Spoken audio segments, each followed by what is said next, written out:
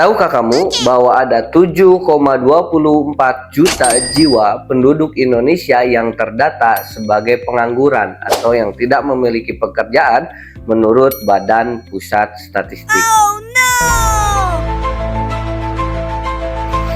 Ini menunjukkan bahwa setiap mahasiswa yang akan lulus dari perguruan tinggi harus betul-betul mempersiapkan kompetensi dalam menghadapi tantangan dunia kerja.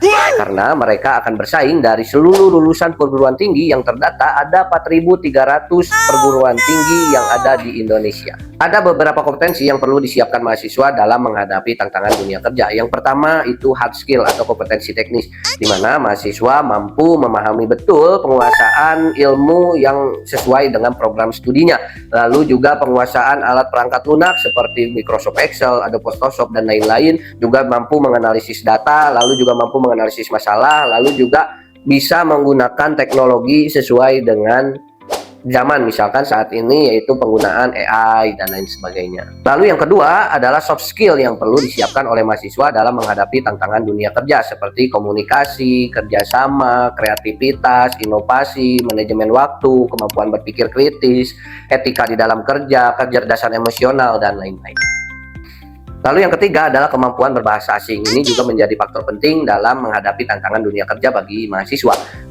Yang keempat adalah literasi digital dan AI. Ini juga menjadi faktor penting di era hari ini yang semuanya serba digital. Maka mahasiswa perlu mempersiapkan hal itu dalam menghadapi tantangan dunia kerja.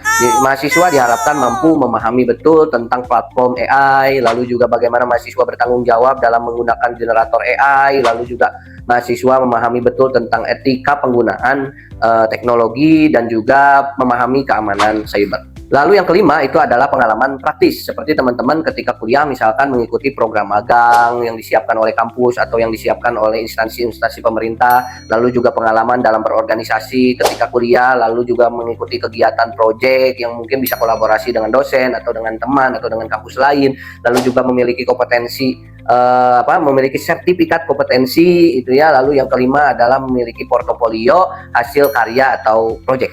Lalu yang keenam adalah jiwa kewirausahaan. Ini juga menjadi faktor penting teman-teman nanti dalam menghadapi tantangan dunia kerja. Dan yang terakhir, yang ketujuh adalah kesiapan karir, di mana mahasiswa dari sekarang, dari mulai kuliah sebelum teman-teman lulus, ini harus betul-betul mempersiapkan seperti CV, atau portofolio yang profesional, lalu juga kemampuan dalam menghadapi nanti adanya wawancara ketika masuk dunia kerja, lalu juga membangun networking atau yang dimaksud dengan jejaring di dunia kerja, lalu juga membangun personal branding dari media yang profesional. Sekian kulit hari ini, kuliah 1 menit. Wassalamualaikum warahmatullahi wabarakatuh.